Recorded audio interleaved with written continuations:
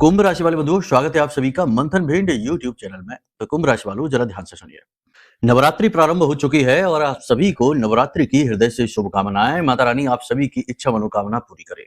इस बार नवरात्रि गुरुवार को प्रारंभ हो रही है। डोले पर सवार होकर मां आ रही है। ऐसे में दो तरीके की स्थितियां बनती है। एक तो कि जो इंसान सही समय पर सही कार्य नहीं करेगा, नकारात्मक होगा, वह बर्बाद हो जाएगा। और जो इंसान पॉजिटिव चीजों को जीवन में अपनाएगा, सकारात्मक रहेगा और माई का आदर पूजा भाव से करेगा, पूजा पाठ करेगा, मन को धर्म अध्यात्म में लगाएगा, वह व्यक्ति उन्नति का पात्र बनेगा। कहने का मतलब यह है कि जब माई डोले पर सवार होकर आती है तो जातक जो सचमुच में काबिल होता है उसे वह जरूर प्राप्त होता है और ना काबिल लोगों से छीना भी जाता है। ऐसे में आज का यह कार्यक्रम बड़ी महत्वपूर्ण कड़ी बनने जा रहा है, क्योंकि इस कार्यक्रम में हम आपको देने वाले हैं एक दो नहीं तीन ऐसे बड़े शक्तिशाली सूत्र जो आपकी बड़ी से बड़ी भयंकर से भयंकर मुसीबत से छुटकारा दिलाने में इसी नवरात्रि के दौरान मदद करेंगे, या फिर यूं कहें कि छुटकारा आपको समस्याओं से प्राप्त हो ही जाएगा। इसी के साथ साथ बड़ी से बड़ी इच्छा मनोकामना पूर्ति होने के मार्ग भी खुलने शुरू हो जाएंगे। इन सूत्रों को अवश्य जान लीजिए। देखिए, हमारे हिंदू धर्म में समय और काल को उनकी परिस्थितियों के अनुसार अलग अलग रूपों और नामों के आधार पर विभक्त किया गया है। जैसे कि पितरों का समय, उस समय पर पितरों से जुड़े हुए कार्य करने से जीवन में सौभाग्य आता है। उसी प्रकार नवरात्रि का समय शक्ति का जागरण, और शक्ति का जागरण तो सबसे महत्वपूर्ण होता है, क्योंकि शक्ति के बिना तो शिव भी सबके समान होते हैं। तो ऐसे में जीवन में कुछ भी करने के लिए, बड़ी छोटी उपलब्धि कैसी भी हो, प्राप्त करने के लिए, आगे बढ़ने के लिए शक्ति तो चाहिए ही। तो ऐसे में शक्ति के जागरण का यह समय और काल आपसे मिस नहीं होना चाहिए। इसमें कुछ जरूरी विधाएं हैं, नियम हैं, उन्हें जरूर मानना चाहिए और जीवन में अपनाना चाहिए। इससे देवी की कृपा के आप पात्र बनते हैं और आप अपने भाग्य के निर्माता भी बनते हैं। कहते हैं ना कि भाग्य खुल जाना, वो यही है। तो इस कार्यक्रम को जो देखेगा उसका भाग्य खुलेगा, वह सोने के सिंहासन पर बैठेगा। कहने का मतलब यह है कि वह अपनी स्वर्णिम इच्छाओं की पूर्ति करने में सक्षम हो जाएगा। साथ ही साथ हम आपको बताएंगे अगले 3 से 5 दिनों की सटीक भविष्यवाणियां और कुछ ऐसे गुप्त लेकिन बेहद शक्तिशाली उपाय जो इस नवरात्रि में आपको राजा बना देंगे। जी हाँ, मुसीबतों से तो छुटकारा दिलाएंगे ही साथ आपके अंदर इतना क्रियाबल, इतनी इच्छा शक्ति और इतना विश्वास भर देंगे, पॉजिटिव एनर्जी भर देंगे कि आप बड़ी से बड़ी पहाड़ों से भी भिड़ जाएंगे। जी हाँ, याद रखना कि जो ज्ञान का सम्मान करता है वह हमेशा आगे बढ़ता है। और हर एक युग में, हर एक सभ्यता में, हर एक स्थिति में ज्ञान सर्वोपरि होता है। इसीलिए तो कहा गया है कि विद्वान सर्वत्र पूज्यन्ते, यानी कि जिसके पास ज्ञान है वह विद्वान है और विद्वान की हमेशा पूजा हर जगह होती है, मान सम्मान होता है।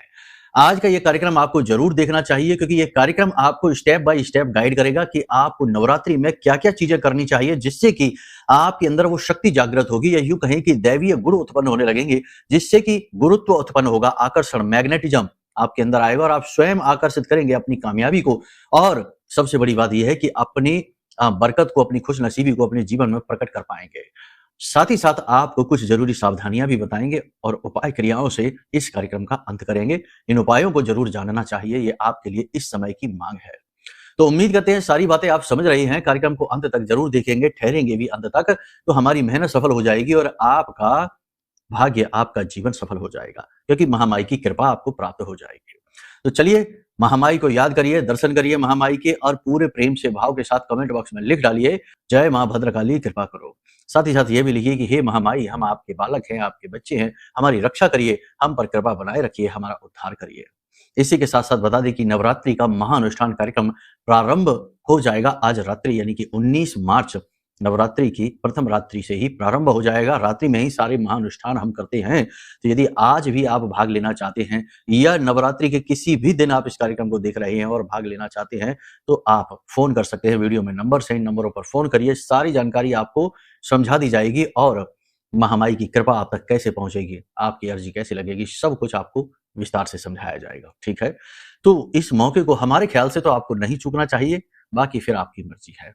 तो चलिए अब अपने मूल विषय को शुरू करते हैं। बात करते हैं ग्रह नक्षत्रों की, भविष्यवाणियों की, और फिर बताएंगे उन 3 बड़े सूत्रों की जिन्हें जो भी व्यक्ति जीवन में उतारेगा इस नवरात्रि में, उस व्यक्ति के जीवन में 101% परिवर्तन आएगा ही आएगा। कोई दुनिया की ताकत रोक नहीं सकती, क्योंकि वह स्वयं की शक्ति का जागरण करेगा। जी हाँ, तो चलिए बात करते हैं ग्रहों की। जय माई की। बंधुओं, ज्योतिष और तंत्र विद्या के क्षेत्र में आचार्य अमित एक जाना माना नाम है।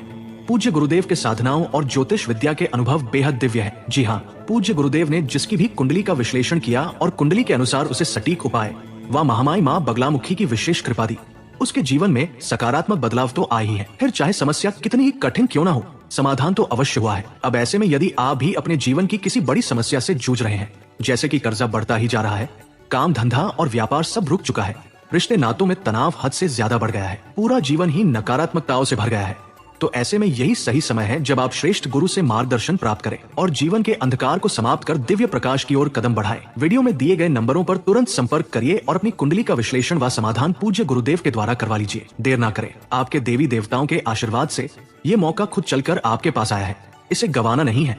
अभी फोन करें और गुरुदेव से मार्गदर्शन प्राप्त करें। महामाई आपका कल्याण करें। धन्यवाद। सबसे पहले बात करेंगे चंद्रमा की। चंद्रमा मन सो जाता है, आपका मन कैसा रहने वाला है, आपके जीवन में आपकी भावनाओं का क्या हिसाब किताब रहने वाला है, ध्यान से सुनिए।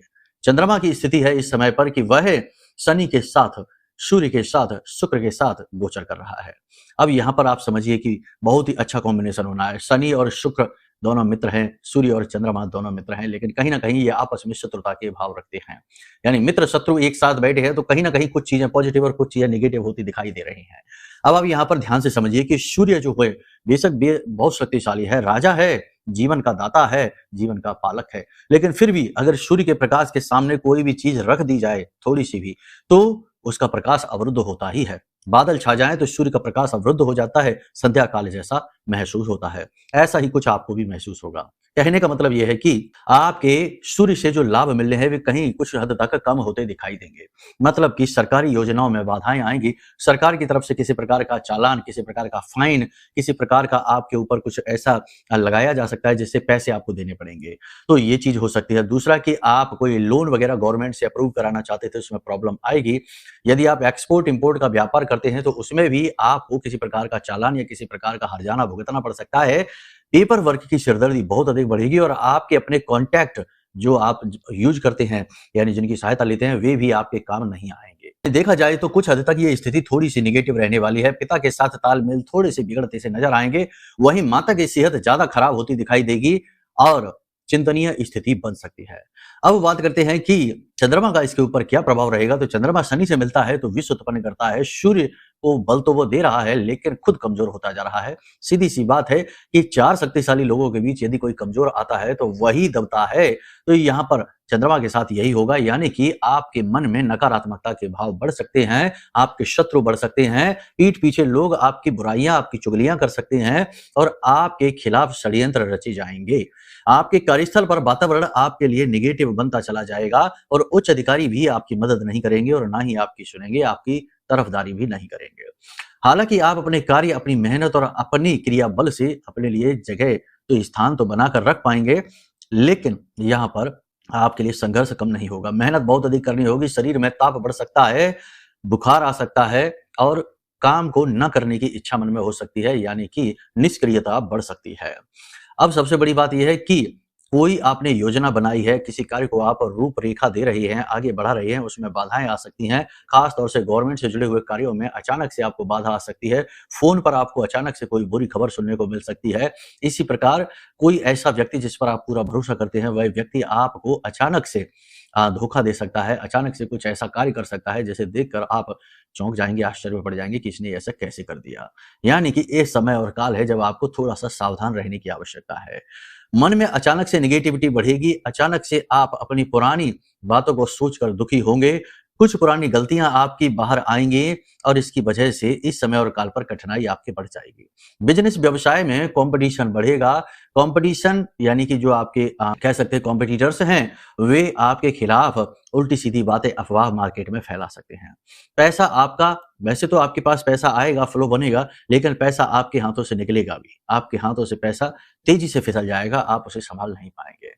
अब यहाँ पर यह होगा कि जो लोग नेगेटिव विचारधारा रखते हैं, यानी कि गिलास आधा भरा है कि आधा खाली है, तो वो कहेंगे आधा खाली है, यानी कि मन को नेगेटिव रखते हैं, ऐसे लोगों के लिए मुश्किलें बढ़ सकती हैं। यत पिंडे तत् ब्रह्मांडे की स्थिति है, यानी कि यदि आप नेगेटिव विचारधारा वाले व्यक्ति हैं तो आपका मन और नेगेटिव होता चला जाएगा।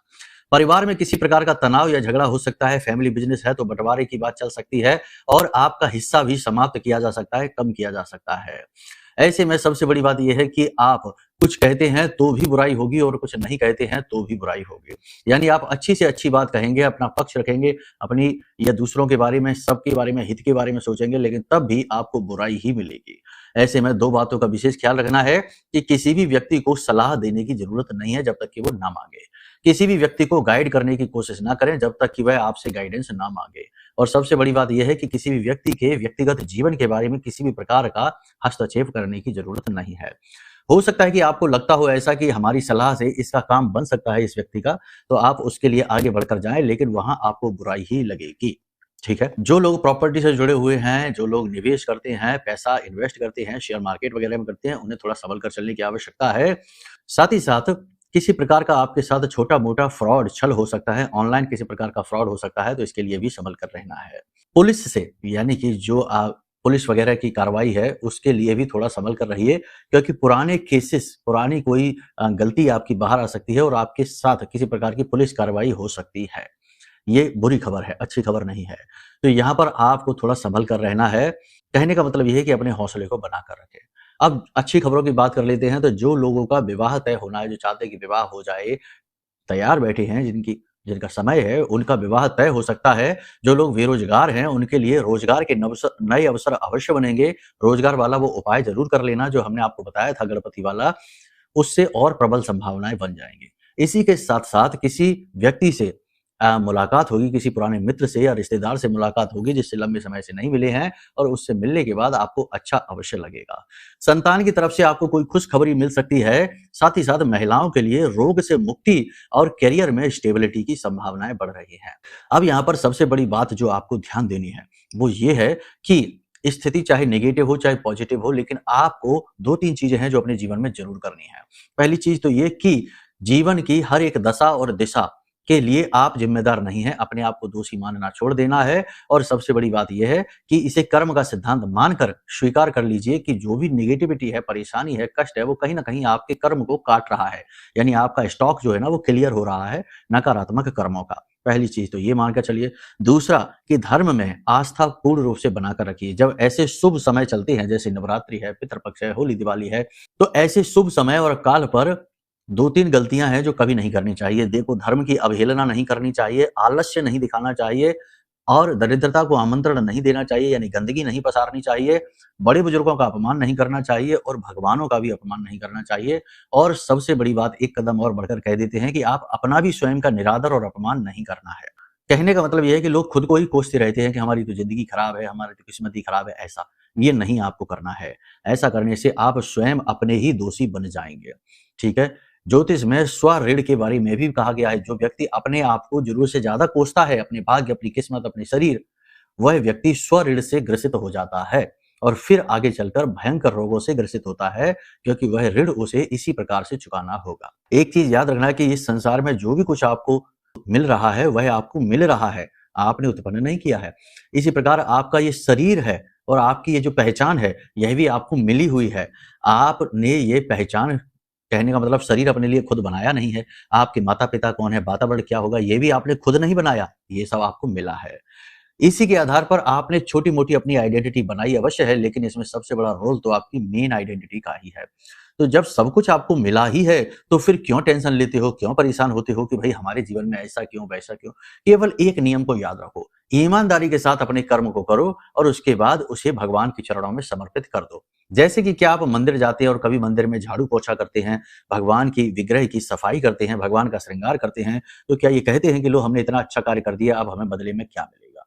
नहीं कहते, उसे हम सेवा भाव से भगवान को समर्पित कर देते हैं और भूल जाते हैं। ऐसे ही आपको अपने जीवन के हर एक कर्म को रखना होगा। जॉब करिए, नौकरी करिए, बिज़नेस करिए, किसी की हेल्प करिए, कुछ भी करिए और उसे भूल जाइए। इसी से आपका यह नियम पूर्ण हो जाता है जो भगवान ने बताया गीता जी में, कर्मण्येवाधिकारस्ते मा फलेषु। तो मतलब कि फल की इच्छा तो सबको होती ही है, ऐसा तो है ही नहीं कि बिना फल की इच्छा के कुछ हो जाए, लेकिन फल की इच्छा भगवान को कर्म समर्पित करने के बाद करो कि भगवान अब आपको जो मर्ज़ी है वो दे दो। अच्छा दे दोगे तो अच्छी बात है, बुरा दे दोगे तो कोई बात नहीं, वो भी अच्छी ही बात है, आपका प्रसाद समझकर ले लेंगे। इस नियमावली के साथ चलिए। अब यहाँ पर 2-3 चीज़ों का ध्यान रखिए। पहली चीज़, किसी पर भी आँख बंद करके जल्दबाजी में भरोसा नहीं करना है। दूसरी चीज़, अपना पैसा लेन-देन के समय खुद सतर्क रहिए, अपने हाथों से करिए। तीसरा, पेपर वर्क साइन, सिग्नेचर या नया एग्रीमेंट साइन करते समय पेपर्स को अच्छी तरीके से पढ़िए और समय लीजिए। और चौथा, जल्दबाजी में कोई भी निर्णय मत लीजिए। जैसे कोई कहता है कि जल्दी से यहाँ इन्वेस्ट कर लेते हैं, जल्दी से ये काम कर लेते हैं, जल्दी से प्रॉपर्टी खरीद लो, हम यहाँ पर कुछ पैसे लगाते, कुछ आप लगा दो, ऐसा करके नहीं, ये जल्दबाजी का काम आपके लिए बड़ा खतरनाक होगा। नवरात्रि का समय बहुत पवित्र होता है, शुभ होता है, इसमें आप शुभ कार्य कर सकते हैं, तो ऐसे में कुछ प्रबल शुभ योग भी आपके जीवन में बन रहे हैं।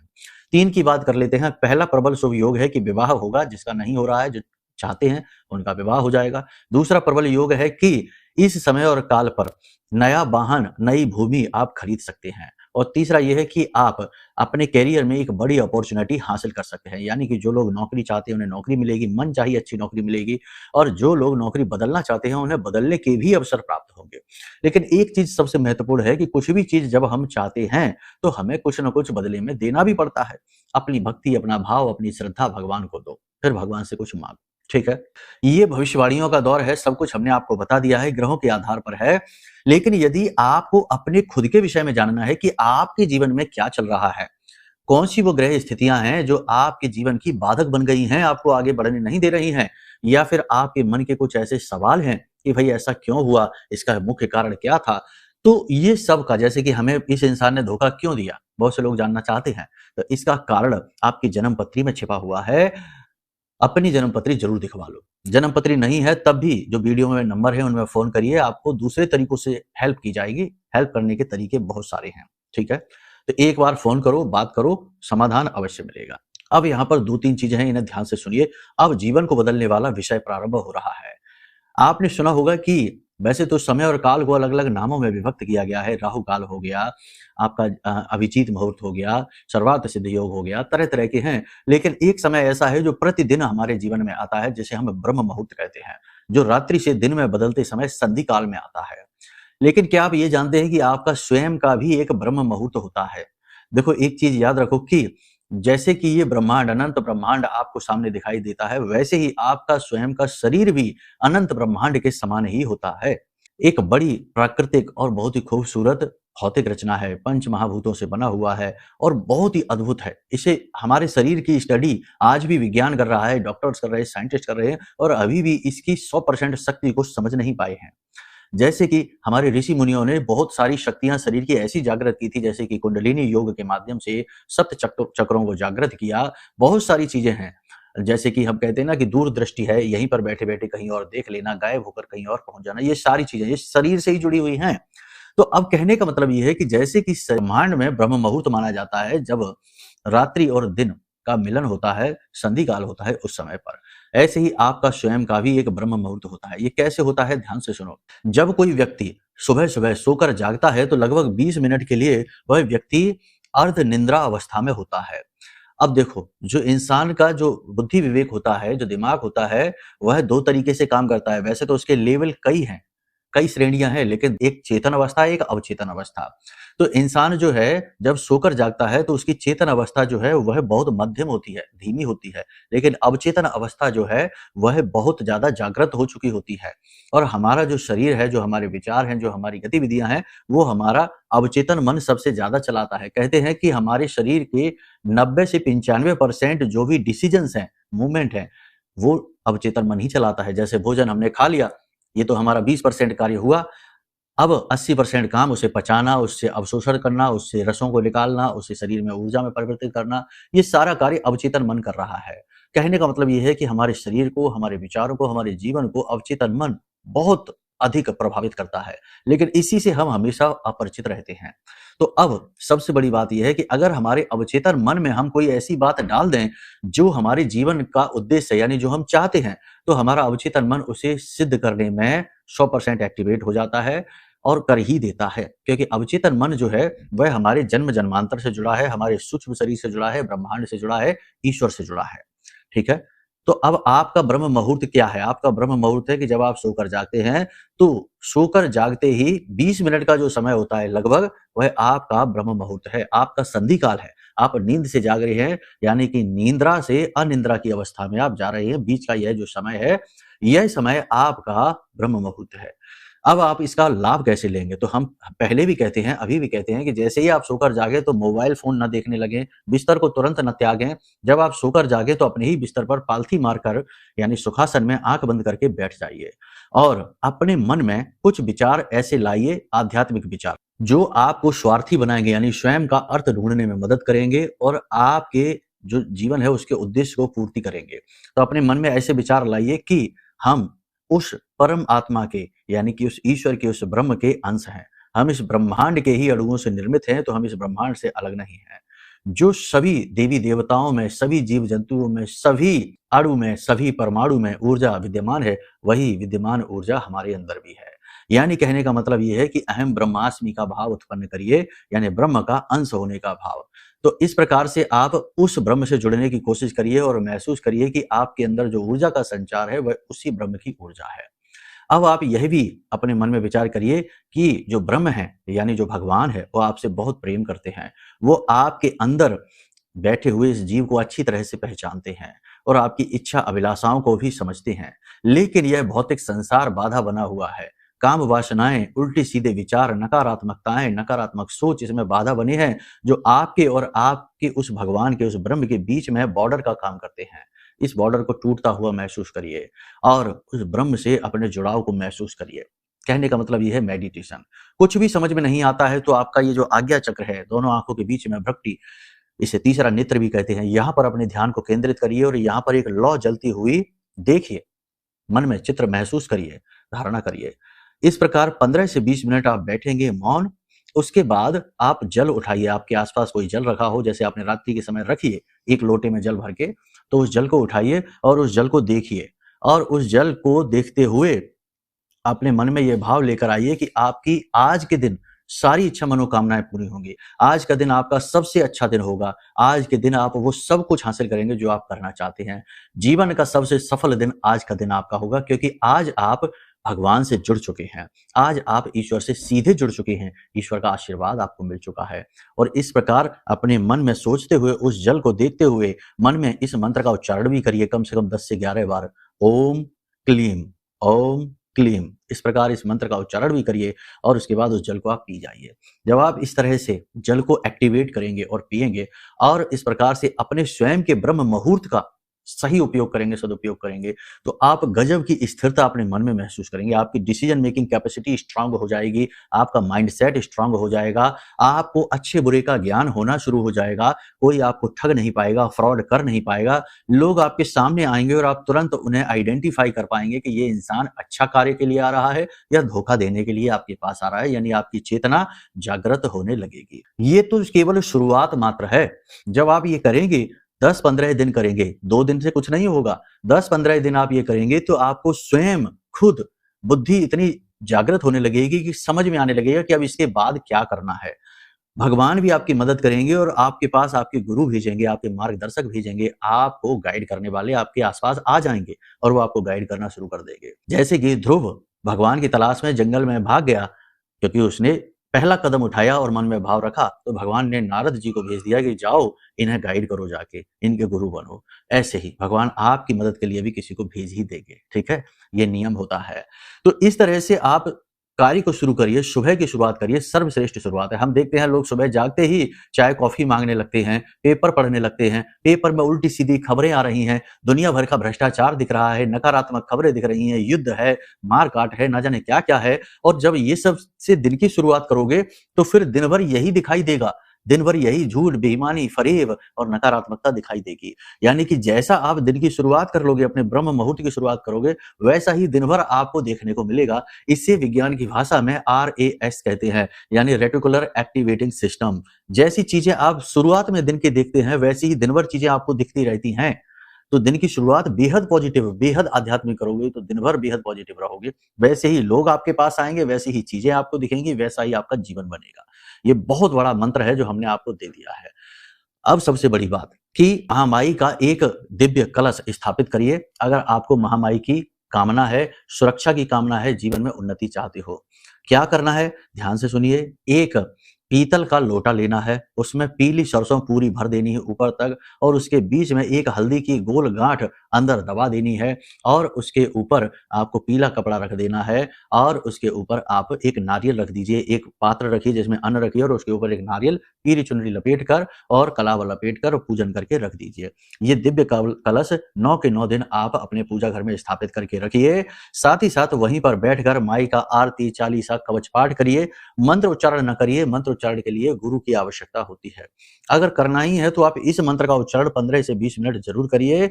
मंत्र आपको वीडियो की स्क्रीन पर दिखाई दे रहा है, ध्यान से सुनिए, हम आपको बोलकर भी बता देते हैं। ओम ह्लीम ऐं श्रीम क्लीम श्री बगलानने मम रिपुने नाशय नाशय ममेश्वर्याणि देहि देहि शीघ्रम मन वांछितम कार्य साधय साधय ह्लीम स्वाहा। इस मंत्र का उच्चारण आप करते रहिए। मां बगलामुखी की विशेष कृपा के आप पात्र बनेंगे। नियम संयम भी आप मानकर चलेंगे और जो हम आपको ये बताई है कि सुबह की शुरुआत कैसे करें, इसके साथ चलेंगे तो मां बगलामुखी की कृपा के पात्र बन जाएंगे। ये संतों का जीवन है। इसी प्रकार आध्यात्मिक लोग रहते हैं, इसी प्रकार जो साधक हैं वो रहते हैं। सुबह के समय मौन रहा जाता है, सुबह के समय बोला नहीं जाता है, व्याकुलता नहीं लाई जाती है, एकांत में रहा जाता है और उस समय को एक्टिवेट किया जाता है ताकि पूरा दिन आपको पॉजिटिविटी का फील आए। इस तरह से दिन की शुरुआत करेंगे तो आपको बहुत सारी चीजें पॉजिटिव इस नवरात्रि के समय काल में ही मिल जाएंगी। जब नवरात्रि समाप्त हो जाए तो आप इस दिव्य कलश में जो सरसों है, जो हल्दी है, इसे जल विसर्जित कर दीजिए, बहते हुए जल में बहा दीजिए और कन्याओं को भोजन करा दीजिए। बस आपने, और ये नारियल जो है इसे भी विसर्जित ही करना है, ठीक है।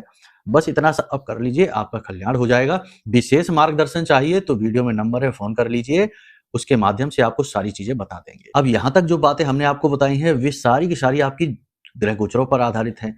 अब सबसे बड़ी बात यह है कि कभी कभी ऐसा होता है कि जीवन में तंत्र मंत्र नकारात्मकता का प्रभाव बहुत अधिक बढ़ जाता है और जातक कुछ समझ नहीं आता कि वह क्या करे क्या ना करे। तो ऐसे में महामाई का यह महारक्षा कवच है, ब्रह्मास्त्र विद्या का महारक्षा कवच है। इस नवरात्रि के विशेष पर्व में इसे मंगा लीजिए। ये महारक्षा कवच आपकी हर प्रकार की निगेटिविटी से, नजर टोना टोटका तंत्र मंत्र से रक्षा करेगा, एक विशेष बालगा कवच बनाकर, ठीक है। पूरी तरह से जागृत है, अभिमंत्रित है। जिन लोगों ने इसे खरीदा है उनके बड़े ही पॉजिटिव रिव्यू हैं और बहुत ही खुश हैं लोग, और हमें भी बहुत खुशी होती है कि माई की कृपा सीधी उन तक पहुंच रही है। तो आप इसे भी खरीद सकते हैं। तो बस इन चीजों को जीवन में उतारिए और फिर देखिए कैसे कल्याण होता है। तो चलिए अब अपनी वाणी को हम यहीं विराम देते हैं। मन में यदि कोई प्रश्न उठे कि कुंडली आकलन कैसे कराना है, कुंडली नहीं तो क्या करें, या फिर महारक्षा कवच लेना है, या फिर महामाई के दिव्य अनुष्ठान में शामिल होना है, तो वीडियो में नंबर है, फोन कर लीजिए, आपको गाइड कर देंगे, ठीक है। चलिए प्रेम से बोलिए जय माई की, जय मां बगलामुखी। हमारे प्रिय और परम पूज्य आचार्य जी ने अपनी साधनाओं के अनुभवों पर आधारित शक्तिशाली उपाय और क्रियाओं के माध्यम से हजारों लोगों के जीवन को पूरी तरह से बदला है। आचार्य जी के द्वारा बताया गया हर एक उपाय इतना सटीक और कारगर होता है कि जो भी इसे पूरे भाव के साथ कर लेता है उसे साक्षात महामाई की कृपा और आशीर्वाद प्राप्त हो जाती है। इसलिए निसंकोच इन उपायों को पूरे भाव के साथ करिए, आपका कल्याण होगा। जय माई की।